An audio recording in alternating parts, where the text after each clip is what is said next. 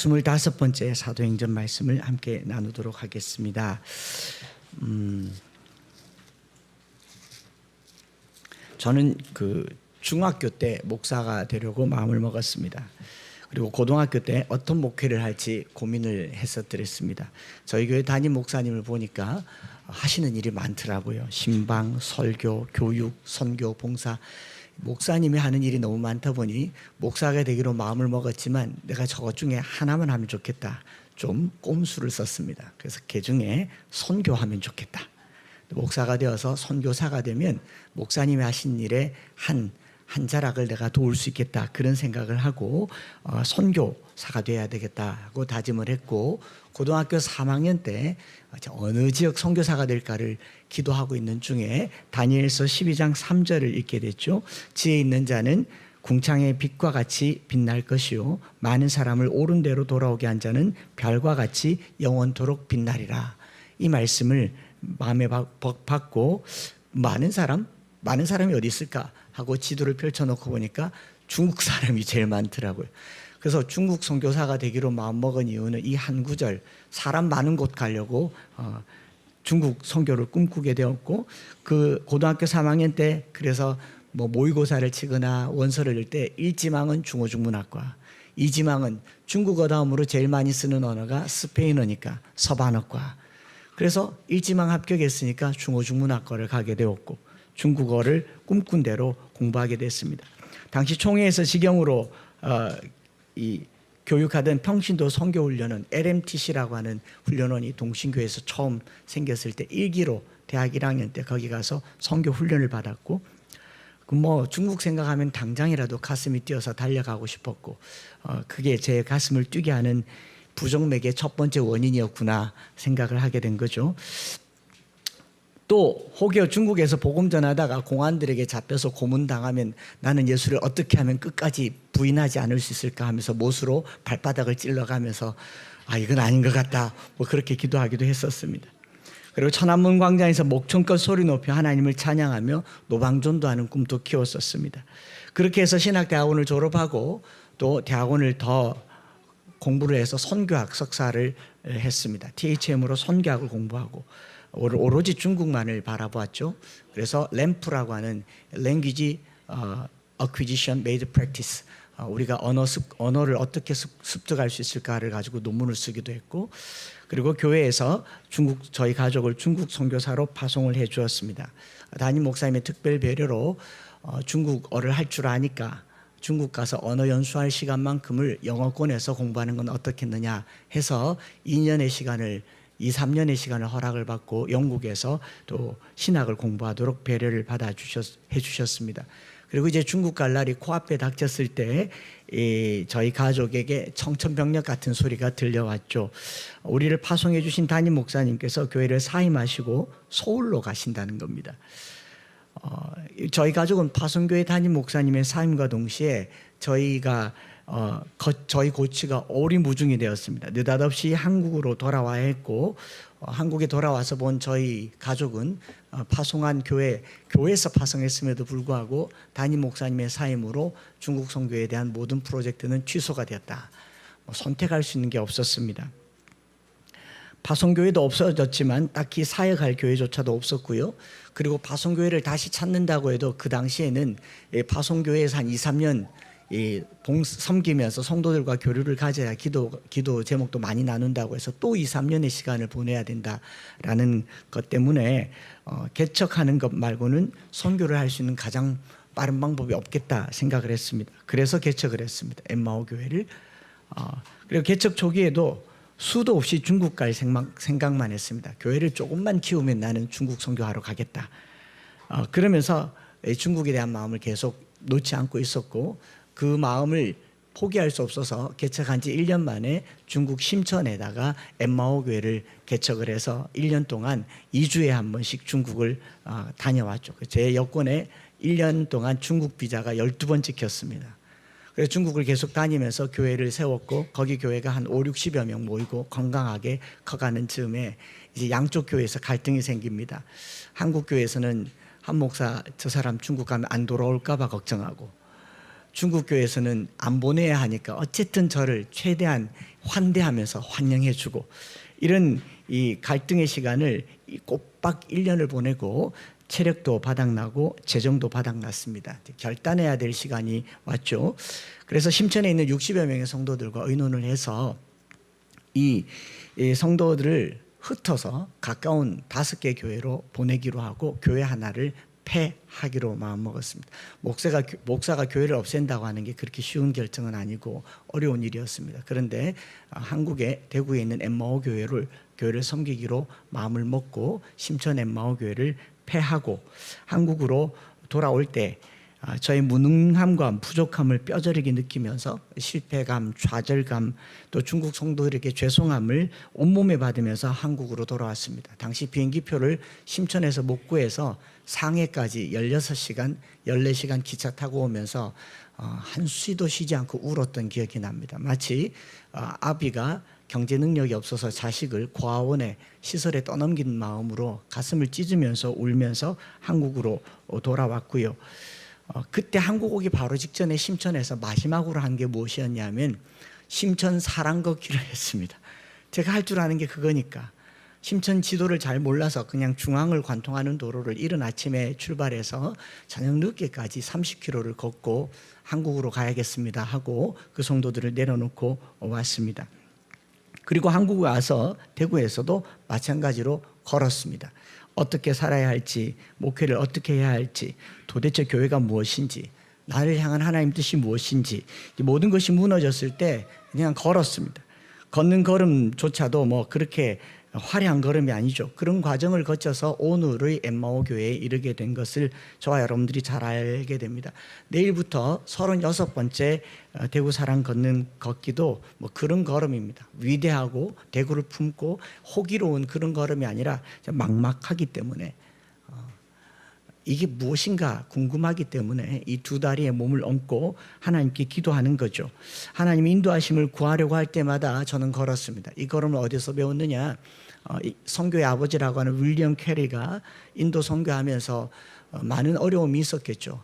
끝끝내는 선교의 아버지라고 하는 이 2단어로 소개되는 분이지만 거기서 사기도 당하고 어려움도 당하고 배척도 당할 때마다 걸었습니다. 걸으면서 그분이 남긴 말이 있습니다. 나는 이 2다리에 독특히 신세를 진다. 어떤 어려움과 역경에도 다리가 움직이는 한 나는 움직일 수 있다. 그 말이 제게 감동이 되었고 또 김용기 장로님의 나라를 위한 기도가 제 마음에 왔기 때문에 계속 걸었죠. 제가 이렇게 서론을 길게 시작한 이유는요, 오늘 본문과 상관이 없지 않기 때문인 것 같기도 합니다. 이 16장 본문 뒷부분에 6절부터 10절에 보면요, 바울은 아시아 지역에서 복음을 전하고자 했지만 성령이 막으십니다. 사실 아시아는 사도 바울의 고향이 있는 동네고 또 1차 전도 여행에서 나름 제법 열매를 거두었던 곳입니다. 그래서 거기서 복음을 전하면 조금 더 풍성한 사역의 열매를 얻을 수 있을까 해서 복음을 전하려고 하는데 성령이 막으세요. 근데 사도 바울이 살짝 선회하면서 부르기아와 갈라디아 땅으로 가서 무시아 앞으로 이르죠. 그리고 비두니아로 가고자 했습니다. 나중에 제가 지도를 보시면 아시겠지만 거기가 어딘지. 그런데 이번에도 성령, 예수의 영이 허락하지 않는 겁니다. 성령이 허락하지 않는다는 것을 요즘처럼 가지마, 안 돼 라고 말할 수도 있겠지만 감동이 없거나 환경이 허락하지 않거나 뭔가 석연치 않은 여러 가지 여건들이 있고 그 안에 감동도 있었겠죠. 또는 꿈에 야 가면 안 돼 라고 말했을 수도 있고요. 어쨌든 사도 바울은 자기가 원하는 비전을 따라 복음을 전할 수가 없게 됩니다. 그렇게 없게 된 상황에서 끌려가듯이 가다 보니 마게도냐 앞에 이르게 되었고 드로아 앞에서 바로 마게도냐 환상을 보고 이 복음을 전하게 된 것이 유럽 지역 첫 선교, 첫 전도라고 얘기하는 것이죠. 그게 15장과 16장의 내용입니다. 그래서 이 2차 전도 여행의 시작이 되는 15장 마지막과 16장 처음 기록 이 본문은요, 비록 순서를 따라 사도행전을 다루고 있지만 지금 우리 교회의 상황에서 참 말하기 곤란하고 적절하지 않은 본문이라서 한번 피하고 싶었습니다. 그래서 창세기 말씀으로 설교를 했고 뭐로 설교를 했는데 무슨 말씀을 해도 뭐 이런 생각들이 많이 일어나는 지점인 것 같아서 그냥 있는 대로 말씀을 드리는 겁니다. 바울이 예루살렘 회의를 다녀와서 안디옥에서 바나바와 함께 실라와 함께 이 안디옥에서 평안하게 말씀을 전합니다. 그래서 이 35절에 보면 주의 말씀을 가르치며 전파한 수다한 다른 사람들과 함께 안디옥에 유하였다라고 얘기합니다. 그런데 어느 날 바울이 느닷없이 며칠 후에 바나바에게 이렇게 말하죠. 15장 36절에 며칠 후에 바울이 바나바더러 말하되 우리가 주의 말씀을 전한 각 성으로 다시 가서 형제들이 어떠한가 방문하자. 이 뜬금없는 말인 겁니다. 지금 이 상황에서 굳이 그를 말을 할 필요가 없는데 바울의 마음에 저기 한번 가보고 싶다라는 생각이 들었겠죠. 처음에는 바나바도 좋다고 한번 가보자고 1차 전도 여행 때 우리가 복음을 전한 그곳이 어떤지 궁금하다. 그래서 가려고 합니다. 그런데 37절부터 39절에 뭐라고 기록됩니까? 바나바는 마가라 하는 요한도 데리고 가고자 하나 바울은 밤빌리아에서 자기들을 떠나 함께 일하러 가지 아니한 자를 데리고 가는 것이 옳지 않다 하여 서로 심히 다투어 피차 갈라서니 바나바는 마가를 데리고 배 타고 구브로로 갔다라고 얘기합니다. 이 서로 심히 다투어 피차 갈라섰다. sharp disagreement. 아주 날카롭게 동의하지 못했던 이 부동의 이야기가 기록되어 있는 거죠. 그리고 서로 갈라지게 되는 결과를 맞이합니다. 그 이유가 뭔가 모르시는 분들을 위해서 좀 설명을 하면 1차 전도여행 때 마가와 바나바와 바울이 함께 전도여행을 합니다. 마가가 길도 잘 알고 짐도 들고 젊으니까 여러모로 도움이 됐어요. 그런데 마가가 밤빌리아에 이르러서 함께 하지 않고 도저히 같이 못 가겠습니다 하고 다시 돌아서 안디옥으로 돌아가 버린 겁니다. 그래서 다시 2차 전도여행을 가려고 하니까 마가를 바나바가 데리고 가려고 하는데 바울이 봤을 때 이 친구 지난번에 배신 땡겼는데 이번에 못 데려간다 이런 내용이죠. 그렇지만 바나바는 입장이 달라요. 기본적으로 바나바는 마가의 삼촌이기도 하지 않습니까? 바나바의 생질이 마가이기도 하지만 기본적으로 바나바는 성정이 유하고 유순하고 하나됨을 중요하게 여기고 남을 나보다 높게 세우는 사람이 바나바입니다. 길리아 다소에 있던 바울을 찾아다가 하나님의 사람으로 세운 사람도 바나바이고, 그래서 오늘날 우리 교회에 바나바 사역이라고 하잖아요. 세가족 부를 바나바 사역, 세우고 연결하는 사역이라고 합니다. 그렇죠? 그래서 혹자는 말하기를 바나바는 관계 중심적이고 사람 중심적이며 바울은 과업 중심적이다라고 말하기도 하는데 저는 동의할 수가 없어요. 왜냐하면요, 그랬더라면 바울과 심하게 다투면 안 되죠. 양보를 하든지 아니면 바울을 설득을 하든지 그 끝끝내 셋이 가든지 둘이 가든지 간에 바나바와 바울이 갈라질 이유는 없죠. 바나바의 성품이라면 그러지 않겠습니까? 바울을 설득해서 마가를 데리고 함께 전도여행을 가고야 말았을 수도 있는 그런 성품일 수도 있지 않겠습니까? 제가 본문을 보면서요, 바나바의 성품과 바울의 성품과 기질의 문제 때문만은 아니라는 거죠. 우리가 흔히 바울은 타스크 중심적인, 업무 중심적이고 바나바는 사람 중심적이다 이렇게 나눌 수 있는, 지금 MBTI로 사람을 규정짓잖아요. 상담하는 사람이, 심리하는 사람이 그 사람의 성격을 얘기할 때는 변화의 가능성을 두고 얘기하지, 이게 운명론처럼 만들어질 때 그 성격은 더 이상 성격이 아닌 거죠. 근데 우리는 나는 I, 나는 P, 나는 T, 나는 S, 나는 J. 언제부터요? 살면서 만들어진 형성이에요. MBTI의 특징은 집단 상담할 때 이 사람의 성격 유형이 가운데로 몰릴 때 건강하고 이 건강한 성인으로 커가도록 돕는 건데, 이 결정론으로 가지고 가는 거 굉장히 위험하고, 목회자들도 TV에서도 자기 성격을 혈액형처럼 규정을 짓습니다. 차라리 AB형, B형, O형이라고 했으면 훨씬 쉬웠지 않겠습니까? 근데 더 많아졌잖아요. 아무튼 바나바와 바울의 성품 때문이라고 할 만하지 않는 것은, 그렇다고 하더라도 바나바의 성품이라면 함께 가는 편을 택했을 거다라는 거죠. 그렇지 않겠습니까? 그러면 상식선에서 둘이 대화하고 이번에는 데려가지 말자, 다음에는 데리고 가자, 아니면 밉지만 그래도 데려가자, 이런 여러 가지 융통성이 발휘될 법도 할 텐데, 마가를 데리고 가느냐 마느냐는 사실 큰 일도 아니고요, 고집 부릴 일도 아닙니다. 갈라질 일도 아니에요. 한번 객관적으로 생각해 보세요. 바울과 바나바가 할례 문제 때문에 예루살렘에 가서 큰 과제를 풀어낸 사람이 마가 하나 때문에 둘이 갈라설 사람, 그 정도는 아니지 않습니까?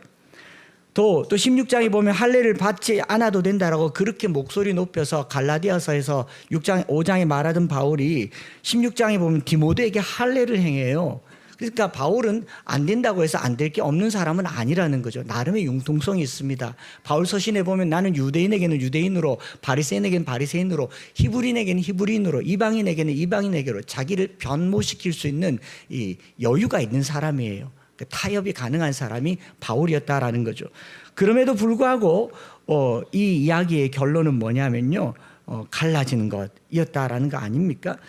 바나바는 어떻게든지 사람을 세우는 은사가 있고, 또 이쯤 되면 바울의 면도 세우고 또 함께 할 수 있는 충분한 지혜가 있는, 지혜와 성령이 충만한 사람입니다.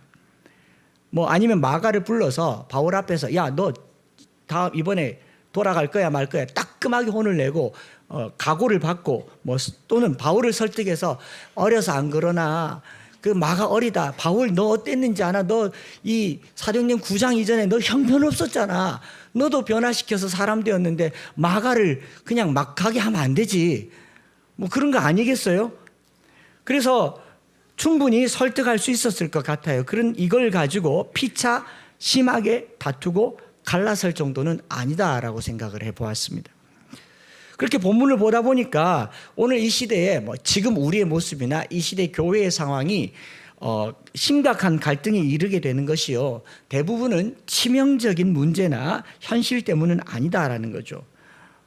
그렇지 않습니까? 마가 그 뭐 중도에 하차했다고 다시 못 볼 사람도 아니고, 또 데리고 갔다고 끝까지 충성할 수 있을지 누구도 몰라요. 그런데 그런 마가를 걸고 굳이 목숨 걸고 데리고 갈 만큼 집착하는 바나바나 데리고 가면 안 된다라고 말할 만큼 고집스러운 바울이 서로 갈라지게 되었다. 사실 사소한 갈등으로 큰 결정을 하게 된 거죠. 이게 오늘 우리가 처하고 있는 문제의 중심에 있는 게 아닌가 생각을 합니다. 여러분들이 어떤 생각을 하고 있든지 목숨 걸 만한 일은 아니었을 수도 있겠다 생각을 하는 거죠. 교리가 달라서, 기질이 달라서 문제가 사안이 심각해서가 아니라요, 어떠한 이 사소한 일들이 분쟁의 핵심에 들어갈 가능성이 있다라는 겁니다. 사업하시는 어떤 집사님이 같이 비즈니스 하던 비즈니스 동업자들이 언제 틀어지는가를 얘기를 하는데, 큰 돈이나 큰 프로젝트 때문이 아니랍니다. 1,000원, 10,000원짜리 하나 때문에, 밥 한 끼 때문에, 인사 주고받는 것 때문에 큰 사업이 결렬되는 경우가 많다라는 거죠.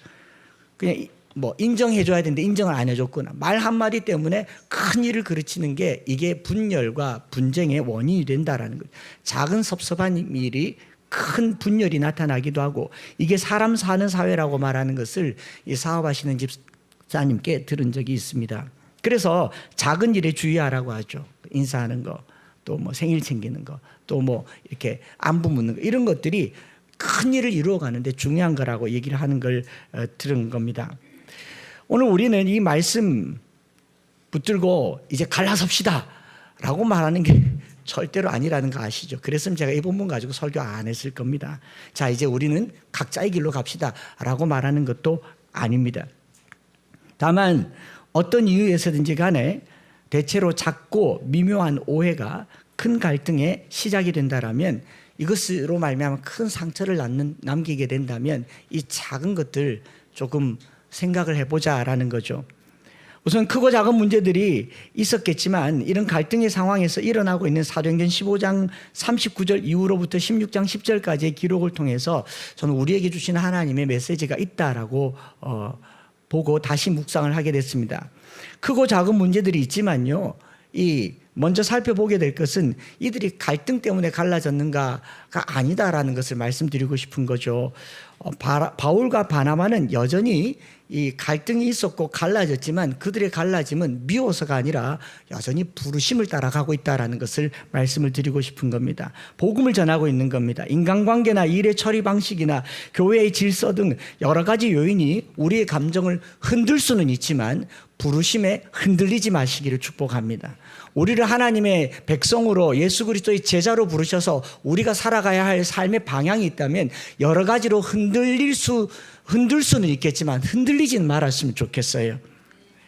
이게 복음을 전하는 일에 바울과 바나바의 태도인 거죠. 바나바는 마가를 데리고 구브로 섬으로 가서 1차 전도 여행 처음 길로 갑니다. 바울은 이 갈등을 해소하지 못해서 이 육로로, 배를 타고 가지 않고 육로로 반대 방향으로 갑니다. 접점을 찾지 못해서 서로 자기의 자리를 지키다가 고집부리다가 찢어져서 깨지는 것이 아니라, 그럼에도 불구하고 우리를 향한 부르심, 우리 1차 전도여행지로 돌아가 보자. 너 이쪽으로 갈래? 나 이쪽으로 가겠다. 가게 되는 거예요. 그 부르심의 움직임이 변함없는 저와 여러분들 되시기를 축복합니다. 교회를 돌아보는 일을 위해서요, 더 이상의 시간과 에너지를 낭비하지 않는 갈등 해소의 방법은요, 부르심을 따라가는 것이죠. 문제를 해결하지 말고, 하려 하지 말고 부르심을 쫓아가는 저와 여러분들 되시기를 축복합니다. 오늘 우리 안에 있는 여러 어려움들이 부르심을 흔드는 일이 없기를 소망합니다. 예수님 믿고 예수님 따르고 그 가르침을 따라 복음을 살고 복음을 전하는 일이 우리가 처한 상황에 영향을 주지 않는 거룩한 걸음 되기를 축복합니다.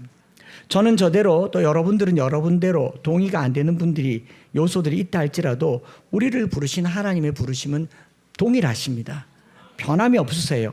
그래서 그 부르심 따라 살아가는 거죠. 사실 이 사건 이후로 바울과 바나바는 다시 만났다는 기록이 없어요. 만났을 수도 있고 안 만났을 수도 있지만 있지만 바나바의 이 조우는 없었던 것 같아요. 그런데 바울이 이 문제의 근원이 되었던 마가를 향한 여러 가지 표현들이 있습니다. 마가를 다시 찾는 거죠.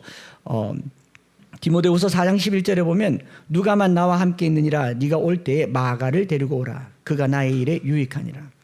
골로새서 4장 10절에 나와 함께 갇힌 아리스다고와 바나바의 생질 마가와 이 마가에 대하여 너희가 명을 받았음에 그가 이르거든 영접하라. 명령이에요. 영접하라고.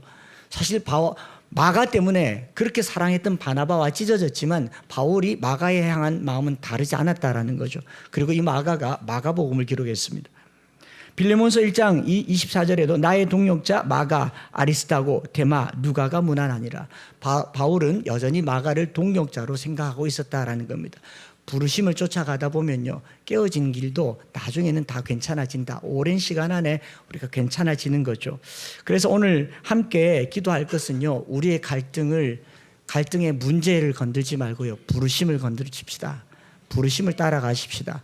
그래서 갈등을 이기는 부르심, 그 부르심의 자리가 있다. 하나님 나를 엠마오 교회에 왜 부르셨는지, 하나님의 자녀로 왜 부르셨는지, 이곳에 왜 부르셨는지, 저는 왜 중국 가다 말고 여기 앉아있게 됐는지, 그 부르심이라고 하는 게 내 뜻과 같지 않아도 순응하고 가게 될 때에 또 그 길 끝에 동력이라고 하는 것이 만들어지는 것 아니겠습니까? 그러면서 바울에게 주신 이 본문의 두 번째 요지가 있다면, 기도 제목이 있다면, 이 상처를 치유하는 새로운 만남들이 있다는 겁니다. 굉장히 오해의 소지가 많아요. 여러분들 딱 하면 난 새로운 만남 아닙니다. 아닌데, 바나바는 마가를 데리고 배 타고 구브로로 갔고 바울은 실라와 함께 그 반대 방향인 육로로 더베와 루스드라에 이르게 되죠. 서로 정반대 방향으로 갔지만 복음을 전하러 가는 부르심은 한결같았습니다. 그런 움직임 속에 바울의 허전함, 바나바와 헤어지고 난 그 공백, 마가를 신뢰했는데 바나바를 신뢰했는데 그 찢어지고 난 후에 그 마음에 이 공허감을 하나님께서 어떻게 채우시느냐, 디모데를 만나게 하는 거죠.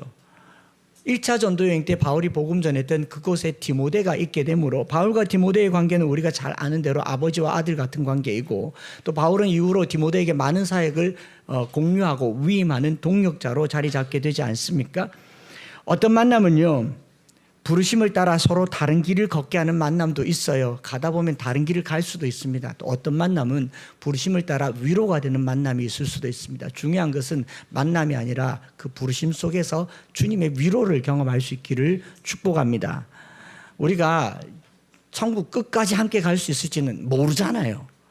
그러나 이 땅에 살면서 모두가 함께 가야 된다라고 하는 생각도 모르죠. 내 집안 식구들도 내가 모르는 판인데 어떻게 교회 공동체를 다 함께 같은 마음, 만장일치 그런 생각을 갖겠습니까?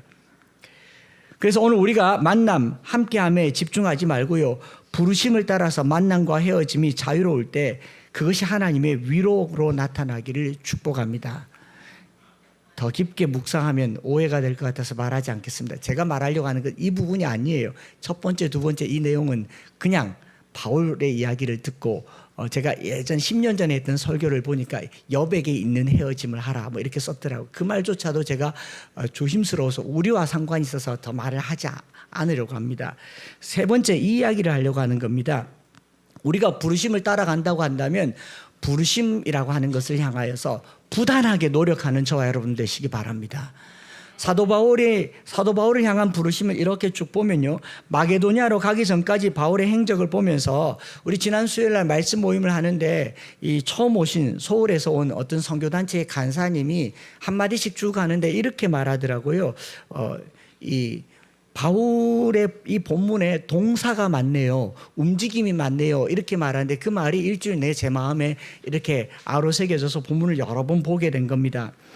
이 움직임이 많다라고 하는 하나님의 뜻을 확인하기 위해서 바울이 가만히 앉아서 하나님의 뜻을 구하지 않고 부단하게 노력하고 움직이고 행동하고 활동하고 있는 것을 볼 수가 있습니다. 6절 보면요, 성령이 아시아에서 말씀을 전하게 못하게 하시거늘 그럼 가만히 있어야죠. 어디로 가야 될지. 마게도냐 환상이 있을 때까지 가만히 있어야 되는데 아시아에서 말씀을 전하지 못하게 했는데 부르기아와 갈라디아 땅으로 다녀가 이렇게 말하죠. 또 7절에 무시아 앞에 이르러 비두니아로 가고자 애쓰되 예수의 영이 허락하지 아니한지라. 여기 보면 계속 가요. 전하지 못하게 했더니 또 딴 데 가고, 전하지 못하게 했더니 또 딴 데 가고, 저기까지 가는 겁니다. 지도를 보면 이 거리가 얼마나 되는지 알게 되는데요, 이 단 2절이지만 안디옥에서 이 무시아까지 한 1250km예요. 지도가 있나요? 네, 이게 보시면은 안디옥에서 저기 드로아까지, 무시아 드로아까지 1250km, 우리나라로 치면 서울에서 출발해서 평양 지나서 북경에 이르는 거리입니다. 아주 먼 거리를 하나님께서 이 루스드라에서 이고니오로 가는 길에 가지 말라고 하니까 계속 가요. 어쨌든 가요. 가면서 무시아에 이르기까지 계속 갔다라는 것을 말하죠. 그래서 이 무시아를 지나 드로아까지 또 내려가요. 그리고 이 무시아에서 원래 어디로 가려고 했냐면 저기 위에 보면은 본도 비두니아라고 하는 것 있지 않습니까? 바울은 무시아에서 비두니아로 가려고 했어요. 그런데 거기서 또 길이 막히는 겁니다. 그러니까 드로아에 가서 이제 거의 땅 끝까지 몰리는 거죠. 어디로 가야 됩니까? 어디로 가야 됩니까? 했더니 이 드로아에서 비로소 마게도냐 환상을 보게 되는 겁니다. 7절에 가고자 애썼다라는 이 페이라조라고 하는 헬라 말은요, 계속 하려고 뭔가를 시도하고 실험하고 뭔가에 도전을 했다라는 말이 페이라조라는 말이거든요. 그러니까 성령이 막으셨으면 가만히 있어야 되는데 가만히 있질 않아요. 자기 안에 있는 복음의 열정이 계속 그를 움직이게 만드는 겁니다. 시도하고 시도하고 시도하고. 아니 성령이 막았으면 또 성령님도 좀 너무하신 거 아니에요? 막았으면 어디로 가라고 얘기를 해야죠. 아시아에서 복음을 전하지 못하게 하시거늘 그러면 어디로 갈까요? 바로 9절로 넘어가서 마게도냐로 가라. 이러면 깔끔한데 아무 말씀 안 하시고 계속 막으니까 바울의 입장에서는 가만히 있습니까? 계속 움직입니다. 계속 움직입니다. 이렇게 막는 과정에서 뭐 처음부터 마게도냐 환상을 보여주셨으면 너무 좋았겠죠. 그런데 그 길을 찾기까지 상당한 시간과 거리의 이동의 수고가 소모된 후에야 비로소 이 드로아에서 마게도냐 환상을 보게 되었다라는 겁니다. 얼마나 시간 낭비이며 에너지 소모입니까? 저는 그것만 본 게 아니라 바울을 따라다니던 실라와 그 옆에 있는 디모데를 비롯한 누가가요, 바울 하나만 보고 쫓아가는데 가다 여기 아닌가 봐. 가다 여기 아닌가 봐. 성령이 자꾸 막으시네. 거기가 이 산이 그 산인가 봐요. 계속 따라다니는데 얼마나 신뢰가 떨어지고 신용이 떨어지고 이 사람을 무색하게 만드는 일이에요. 적어도 크든 작든 한 집단의 지도자라면 가면 딱딱 맞들어지고 이야 역시 바울이야 이러면 딱 좋겠는데 자꾸 막으세요. 그런데 바울이 또 막으면 기다리면 되죠. 며칠만 기다리면 마게도냐에서 좀 멀리 뭐 이고니온쯤에 있을 때 이리 와 그러면 그러러 들어와 하면 되잖아요. 근데 택도 없는 길을 계속 다니게 하다가 험한 산을 넘고 강을 건너서 이 길이 쉬운 길이 아닙니다. 지금도 1000km가 넘는 길인데 그냥 걸어 다니는 그 길이 얼마나 어려웠겠어요. 바나바는 배 타고라도 갔죠. 그러지 않습니까? 고생이 이만저만하지 않았을 거고요. 저는 아마 1차 전도 여행 때 마가도 이것 때문에 돌아갔을 것 같아요. 이 사람 따라다니다 죽겠다. 뭐 경로가 이렇게 많고 복잡하고 길이 머나 죽겠다. 제가 청년사회 갈 때 청년들이 그러더라고요. 목사님 따라다니면 우리 심각한 간 손상을 입을 수 있다. 또는 목사님 따라다니면 죄 지을 일은 없겠다. 하도 바빠가지고 뭐 그런 얘기를 들은 적이 있어요. 그러니 마가가 바울을 떠난 이유도 그것 때문일 거예요. 좀 경상도 말로 좀 빡세니까. 그렇게 복음을 전하는 거 아니었겠습니까? 그런데다가 바울이 복음을 전하면 복음이 쑥쑥쑥 받아들여지면 모르겠지만 반발도 있고 박해도 있고 뭐 돌도 던지고 거리도 멀고 이러니 마가가 좋은 길이라고 생각했지만 복음이라고 생각했지만 내가 겪고 있는 건 고난인 거예요. 그래서 돌아갔을 수도 있습니다. 저는 부르심이 이와 같다고 생각해요. 하나님께서 콕콕 집어서 너는 중국 가고 너는 일본 가고 너는 인도 가고 이게 너희 부르심이야. 딱 그랬으면 저는 오늘 여기 있을 이유가 없습니다. 그러지 않겠어요? 부단한 시도로 이것저것 해보고 안 되고 왜 나는 선교사로 보내주지 않냐. 제가 수도 없이 울었어요. 선교사가 혼자 가는 사람입니까? 요즘은 뭐 혼자도 가더라고요. 보내준 사람 없다고. 그런데 정상적으로 파송받은 사람이 선교사잖아요. 기도와 물질이 함께 가야 선교잖아요. 내가 파송해 준 교회가 없었어요. 교회에 있으면 자꾸 저를 눌러 앉게 만듭니다. 100명 되면 보내줄게. 200명 되면 보내줄게. 300명 되면 보내줄게. 이게 제가 유능해서 그래요. 부목사를 좀 잘하거든요. 목사님들은 놓치고 싶지 않아 하는 사람 중에 한 사람이 접니다. 왜 아멘 안 해주십니까? 억울합니까? 그래요. 저는 지금이라도 부목사 하면 잘할 수 있습니다. 뭐 음향, 영상, 조명, 제가 다 잘해요. 목회만 못해요. 그러니 선교사로 파송이 안 될 때 수도 없이 울면서 오기가 나서 교회를 개척했습니다. 그때 말했어요. 내가 개척한 교회 내 뜻대로 할 수 있겠다. 내 뜻대로 되는 게 하나도 없어요. 여기까지 왔지 않습니까? 그래서 매사에 하나님께서 자기 뜻을 알려주시면 얼마나 효율적이고 효과적일 텐데 꼭 해보고 안 되면 돌아가고 무시아까지 가서 비두니아로 가려고 안 되면 또 이 드로아까지 가게 한 이런 걸 보면서요. 저는 하나님이 매사에 하나님의 나라와 뜻을 우리에게 선명한 음성으로 들려주시면 좋겠다라고 생각을 했는데 그러면 안 될 만한 한 2가지 정도의 부작용이 있더라고요. 그 부작용이 뭐냐면 첫째로는요. 여러분 하나님의 뜻을 알고 싶습니까? 이 부작용이 뭐냐? 순종할 각오는 돼 있고요. 집 팔아라 그러면 순종하시겠어요? 개중에는 있겠죠. 난 워낙 투철하니까. 여러분 그러나 자기 자신을 믿지 마세요. 우리 조상은요. 태초부터 하나님을 거역한 백성이에요. 우리 조상은 인류 역사 속에서 하나님을 배신한 백성들이에요. 하나님께서 자기의 뜻을 알려준다고 순종 안 한다는 것을 하나님도 알고 저도 알고 여러분들도 알아요. 하나님의 뜻은 순종할 수 있도록 우리가 작동하지를 않아요. 수도 없이 많이 들려주지만 우리는 순종하지 않는다는 부작용이 있고, 2번째 부작용은 하나님이 자기 뜻을 정확하게 알려주면요. 어떤 일이 있냐면 하나님이 명령하실 때까지 가만히 있는 거죠. 우리는 로봇가 되는 겁니다. 그러니까 하나님이 시키신 일 말고는 안 하는 거예요. 시키지 않은 일을 하지 않게 됩니다. 우리는 로봇가 아니고 기계가 아니기 때문에 우리가 살아가는 삶에 우리가 선택하고 판단하고 우리의 삶에 주어진 의지로 하나님을 찾고 구하고 두들기는 것이 하나님이 주신 부르심인 줄 믿습니다. 명확한 하나님의 뜻이라는 건 없다고 말씀드렸잖아요. 무엇을 하든지 죄 짓는 일이 아니면 하나님께서 합력하여 선을 이루신 줄 믿어요. 이 길로 가든지 이 길로 가든지. 그럼 바나바가 하나님의 뜻 따라갔겠어요? 바울이 하나님의 뜻 따라갔겠어요? 결과를 두고 본다면 뭐가 하나님 뜻이라고 우리는 말할 수 없지만 유럽에 복음이 전해졌다는 거죠. 그렇지 않습니까? 하나님이 먼저 그의 나라와 의를 구하라고 했다고 해서 너는 몇 날 며칠 어디에 가서 하나님 나라를 구해라. 누구에게 구제하고 누구에게 얼마 주고 뭐 이런 사람이 간혹 있긴 있더라고. 우리는 그걸 조직신학에서는 직통계시라고 하는데 받아보신 적 있습니까? 우리 그렇게 인정하지 않잖아요. 이 과정에서 우리에게 남겨주신 교훈이 뭔가를 생각해 보니 저와 여러분들은 하나님께서 하늘에서 우리를 부르신 부르심이 있고 뜻이 있는데요. 정확하게 알지 못하기 때문에 그 뜻을 이루기 위해서 끊임없이 부단하게 움직이고 시도하고 노력하는 교회가 되기를 원합니다. 정주하는 것보다 위험한 게 없다고요. 우리가 여기까지 이르는 동안 수없이 많은 시행착오를 겪었어요. 모든 선택과 판단이 성공적이었던 것 같지만 개척교회를 하는 목사님들은 와, 한 목사님 참 지혜롭다. 어떻게 땅 사서 건물 짓고 어떻게 그걸 또 되팔고 빚 갚고 지혜롭다고 하지만 그 과정에 수없이 많은 시행착오와 아픔과 결점들이 있었고 상처가 있었습니다. 결과만 보니까 좋아 보이죠. 결과만 보니까 제가 좋아 보이죠. 제가 여기까지 오는 게 맨날 좋은 길로만, 꽃길로만 걸은 줄 아십니까? 아니잖아요. 지난 17년의 과정을 복귀해 보면요, 수없이 많은 실수와 실패, 아픔과 갈등 있었어요. 바울이 아시아로 가려고 했던 자신의 뜻은 어떻게 보면 자기의 비전이고 자기의 뜻일 수도 있습니다. 그런데 성령이 계속 막으세요. 그런데 바울은요, 또 포기하지 않아요. 그런데 성령님이, 예수의 영이 허락하지 않아요.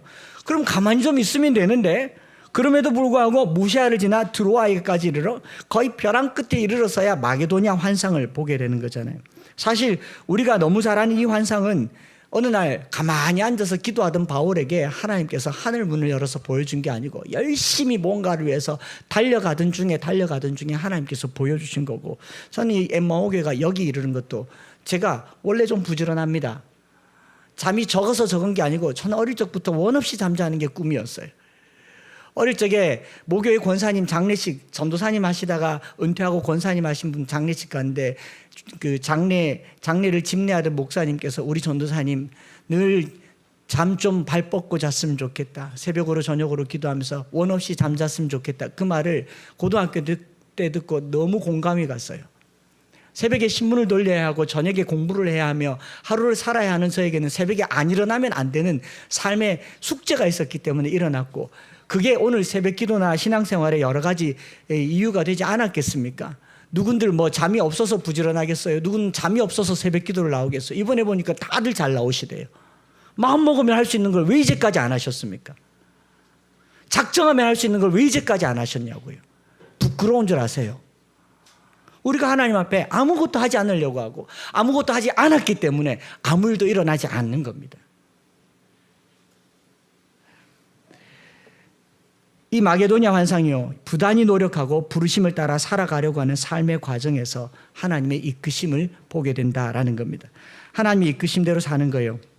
가만히 있는 사람에게는 잘 안 나타나는 것 같아요. 물론 때로는 성경 말씀대로 너희는 가만히 있어, 잠잠히 있어, 내가 하나님됨을 알라고 하지만 전쟁의 상황에서 하나님이 직접 일하실 때는 우리를 가만히 있게 하세요. 그러나 우리가 하나님의 뜻을 구할 때는요, 부지런히 찔러봐야 됩니다.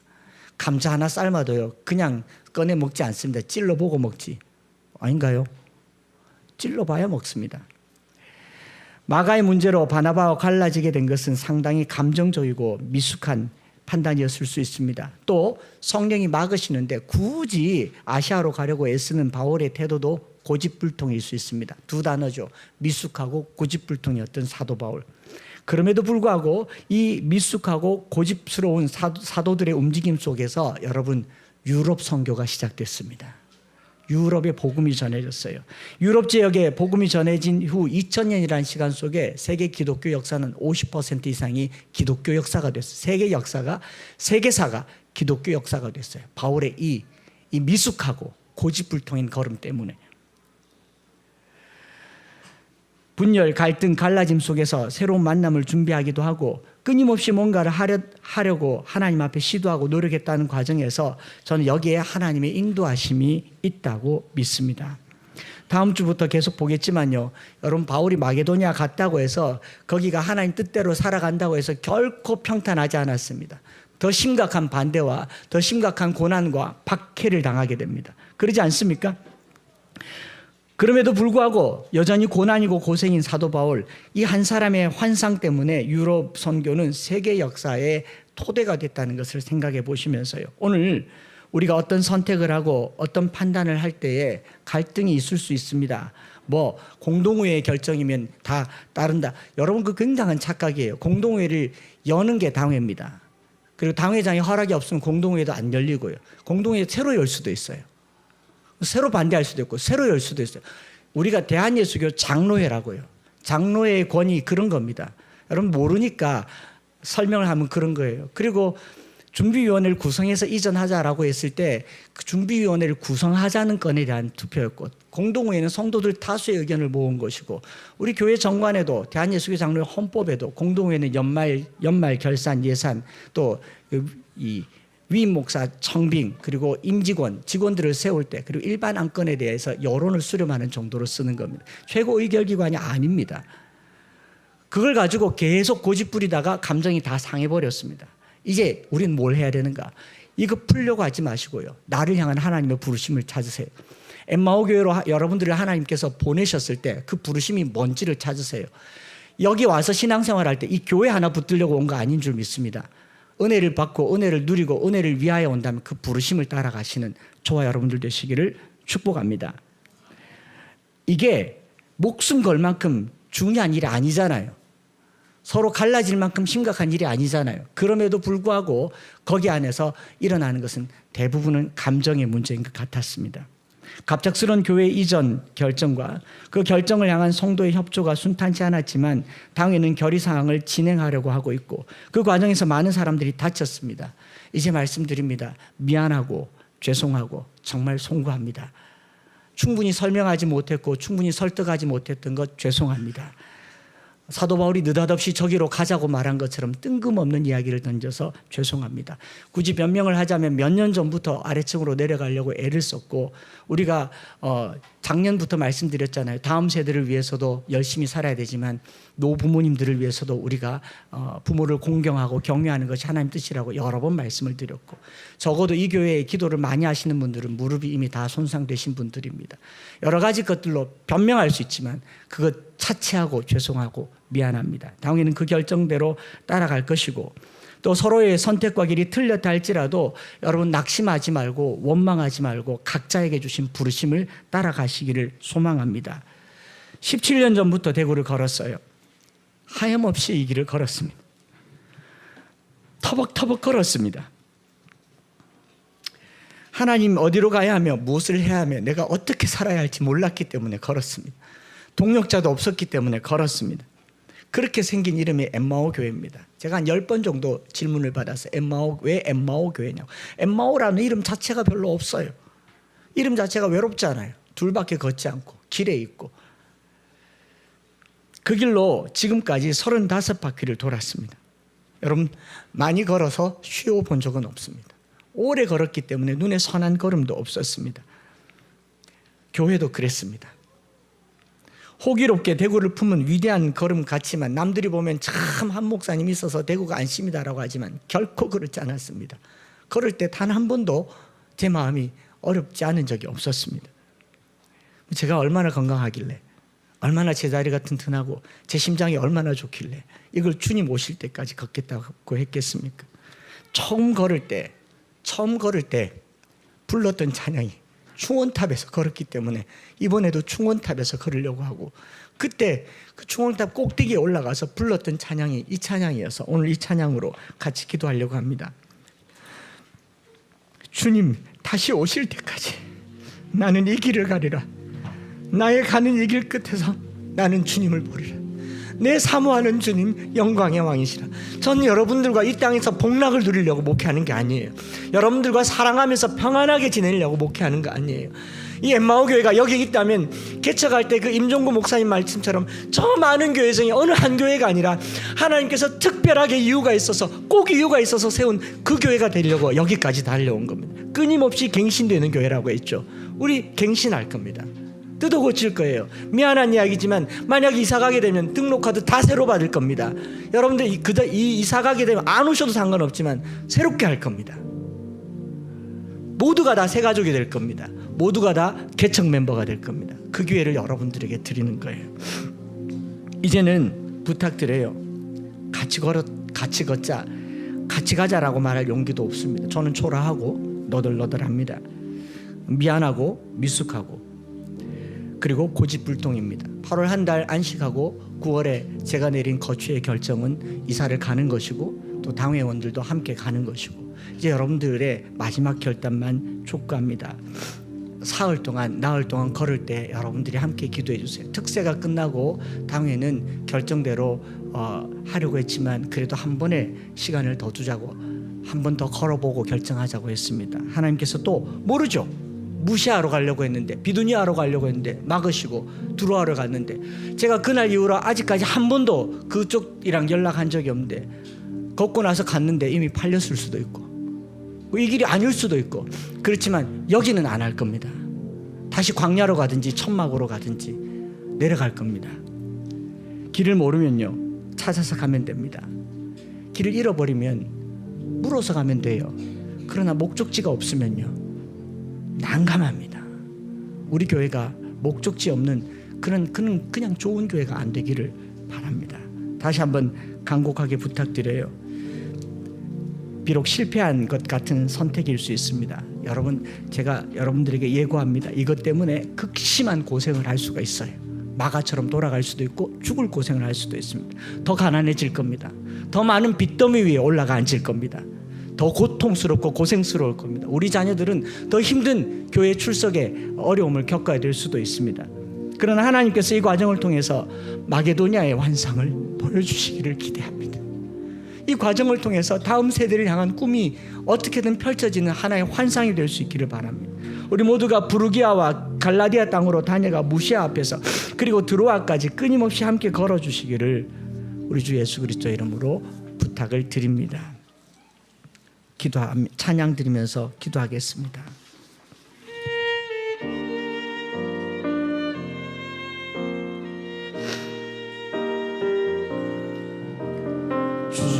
주님 다시 오실 때까지 나는 이 길을 가리라. 좁은 길 나의 십자가 지고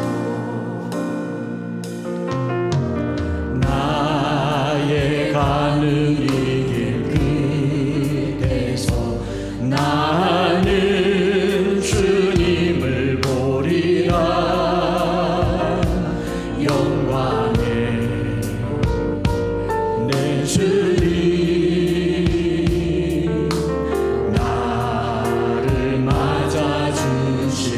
주님 다시 오실 때까지, 주님 다시 오실 때까지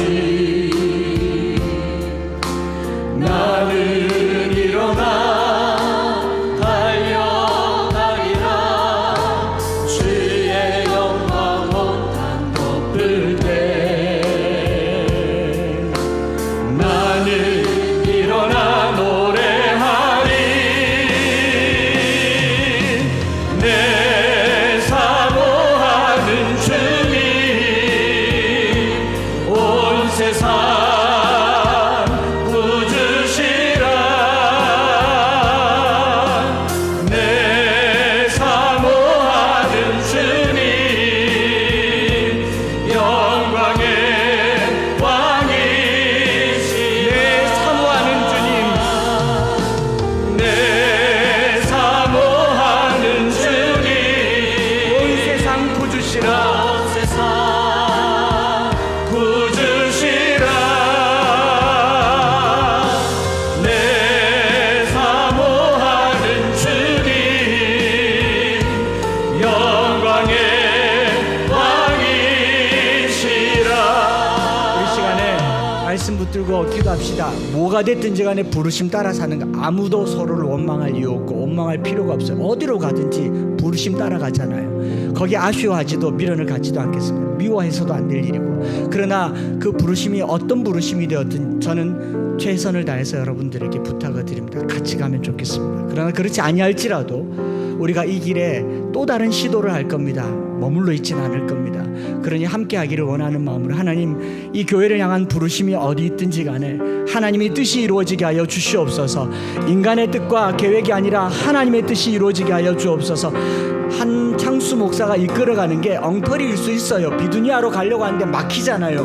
무시하러 가려고 하는데 막히잖아요. 예수의 영이 허락하지 않을 수 있습니다. 그러나 함께 하던 사람들이 있었어요. 실라가 있었고 디모데가 있었고 누가가 있었습니다. 오늘 하나님 앞에 이 험난한 길에 활동하고 시도하고 끊임없이 노력하는 공동체가 되게 하여 주시고, 각자의 부르심을 확인하는 시간 되게 하여 주시고, 내일부터 걷는 걸음을 통하여 우리 교회가 대구 땅에서 얼마나 중요한가 이 시험을 통해서 알게 돼요. 하나님 정말 중요한 걸음이 되게 하시고 하나님의 뜻을 발견하는 걸음이 되게 하여 주시옵소서. 주여 부르짖고 기도하겠습니다.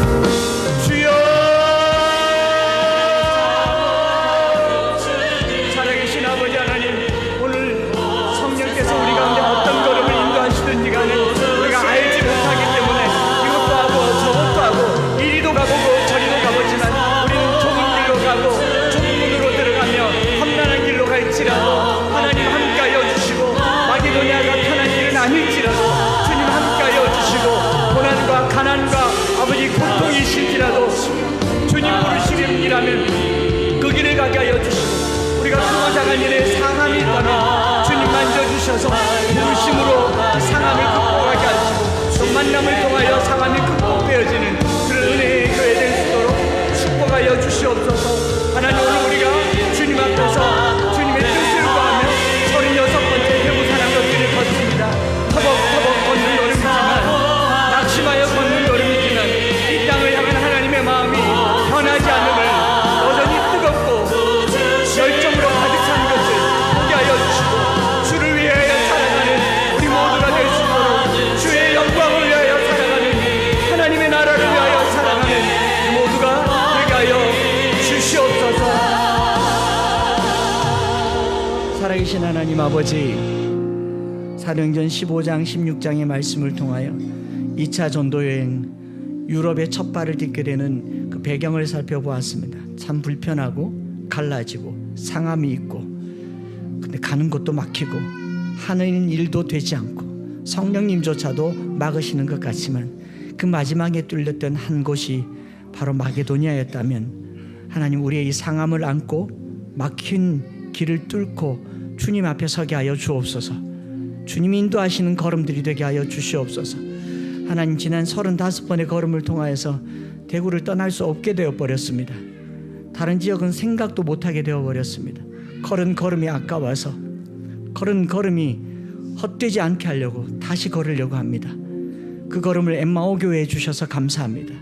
이것이 엠마오 교회의 이름이 되게 하신 것을 감사합니다. 다음 세대를 향한 것이 얼마나 큰지, 또 우리에게 숙제와 이 환난과 고난도 크다는 것을 보게 됩니다. 하나님, 정주하지 말게 하시고 달려가는 우리의 모든 교회가, 성도들이 되게 하여 주옵소서. 각자를 향한 부르심이 있다면 다시 한번 확인하게 하여 주시고, 우리가 성도로 모였다고 하더라도 다를 수 있고 또 다른 생각이 있을 수 있음에 각자의 부르심이 서로에게 축복이 되게 하여 주시옵소서.